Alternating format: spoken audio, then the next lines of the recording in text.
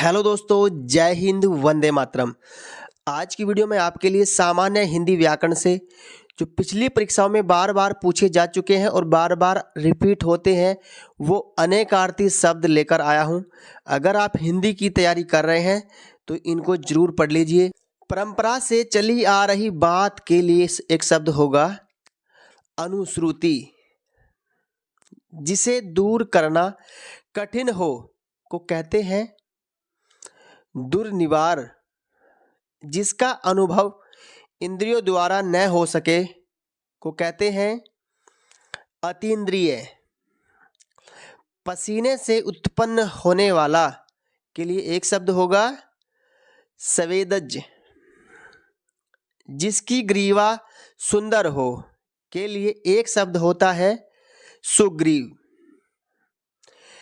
जिसके पास कुछ न हो के लिए एक शब्द होगा अकिंचन। लौटकर आया हुआ को कहते हैं प्रत्यागत। जिसका विवाह न हुआ हो के लिए एक शब्द होगा अपरिणित। खोज करने वाला को कहते हैं अन्वेषक। जो खाने योग्य न हो को कहते हैं अखाद्य। जिसके पास घर न हो को कहते हैं अनिकेत। भूमि के अंदर की जानकारी रखने वाला के लिए एक शब्द होगा भूगर्भवेत्ता। जो कृतज्ञ न हो के लिए एक शब्द होता है कृतघ्न। जो सूर्य न देखे ऐसी स्त्री को कहते हैं असूर्यपस्या। जो रूढ़ियों में विश्वास करता हो के लिए एक शब्द होता है रूढ़िवादी। जो पूजा के योग्य हो कहते हैं पूजनीय। जो देश से प्रेम करता हो को कहते हैं देशभक्त। तर्क के द्वारा जो माना गया हो को कहते हैं तर्क सम्मत। जो इंद्रियों की पहुंच के बाहर हो को कहते हैं इंद्रियातीत। गोद लिया हुआ पुत्र को कहते हैं दत्तक। जो कुछ भी नहीं जानता हो के लिए एक शब्द होता है अज्ञ। जिसका दमन किया गया हो को कहते हैं दमित। जिस पर उपकार किया गया हो उसे कहते हैं उपकृत। अतिथि सत्कार की भावना कहते हैं अतिथित्व।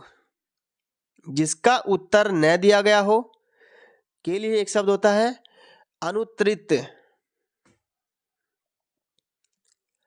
तुरंत उत्पन्न होने वाली सूझबूझ के लिए एक शब्द होता है प्रत्युत्पन्नमति। गुरु के समीप रहने वाला विद्यार्थी को कहते हैं अंतेवासी। जिस पर आक्रमण हुआ हो कहते हैं आक्रांत। जिसमें युद्ध करने की इच्छा हो को कहते हैं युयुत्सु। उत्तराधिकार में प्राप्त संपत्ति के लिए एक शब्द होता है रिक्त। जिसकी मापतोल हो सके के लिए एक शब्द होगा परिमेय। जो पहले कभी नहीं सुना गया को कहते हैं अनसुना। जो स्मरण करने योग्य हो उसे कहते हैं स्मरणीय।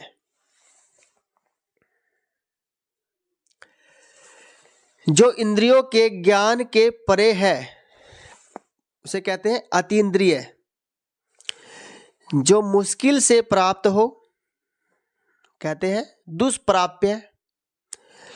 जिसकी बाहें अधिक लंबी हो कहते हैं दीर्घबाहु। जो छाती के बल गमन करे के लिए कहते हैं ऊर्ग। जिस समय बड़ी मुश्किल में भिक्षा मिलती है उसे कहते हैं दुर्भिक्षा। किसी के पास रखी हुई दूसरे की वस्तु को कहते हैं धरोहर। जिस पर विश्वास किया गया हो उसके लिए एक शब्द होता है विश्वसनीय। जो दायर मुकदमे का बचाव करे उसे कहते हैं प्रतिवादी। अन्य से संबंध न रखने वाला के लिए एक शब्द होता है अनन्य। वह कवि जो तत्क्षण कविता कर सके को कहते हैं आंसू कवि। कही हुई बात को बार बार कहना एक शब्द होता है पुनरुक्ति या पिष्टपेषण। जो आसानी से प्राप्त किया जा सके के लिए एक शब्द होता है सुलभ। समान रूप से ठंडा और गर्म कहते हैं समशीतोष्ण। जिसका उत्तर न दिया गया हो कहते हैं अनुत्तरित। अपने मत को मानने वाला कहते हैं स्वमतावलंबी। जो कहा न गया हो अकथित। परंपरा से सुना हुआ कहते हैं अनुश्रुति। जो देखने के योग्य हो दर्शनीय। जो आंख से परे है परोक्ष। जिसे जानने की इच्छा है कहते हैं जिज्ञासु। पृथ्वी से संबंध पार्थिव। जो पूर्व में था पर अभी नहीं है कहते हैं भूतपूर्व। संदेश ले जाने वाला को कहते हैं संदेशवाहक। जिसकी गहराई नापी न जा सके उसे कहते हैं अथाह। नष्ट न होने वाला को कहते हैं अनश्वर।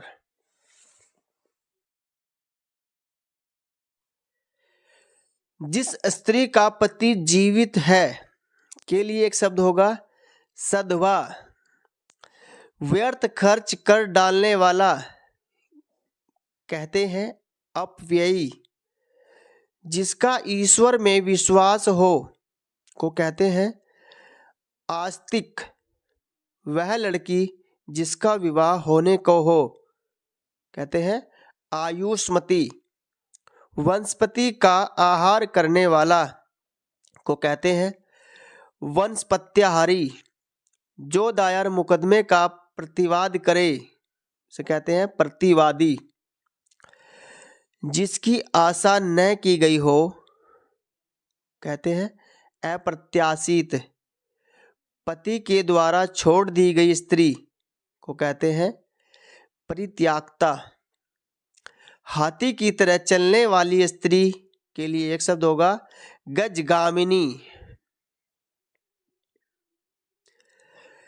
पैर से मस्तक तक के लिए एक शब्द है आपाद मस्तक। जिसकी आने की कोई तिथि न हो अतिथि। नीले रंग का कमल को कहते हैं नीलोत्पल। जो अभी अभी उत्पन्न हुआ हो उसे कहते हैं नवजात। जिसे भले बुरे का ज्ञान न हो उसे कहते हैं अविवेकी। जहाँ मुफ्त में खाना मिलता है कहते हैं सदावृत। जो मांस न खाता हो उसे कहते हैं निरामिष। जिसे ईश्वर में विश्वास नहीं है उसे कहते हैं नास्तिक। जिसे बुलाया न गया हो उसे कहते हैं अनाहूत।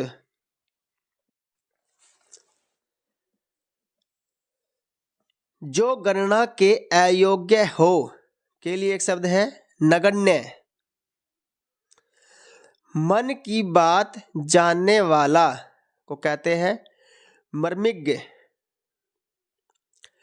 धरती व आकाश के बीच का स्थान को कहते हैं अंतरिक्ष। बहुत दिनों तक स्मरण रखने योग्य स्मरणीय।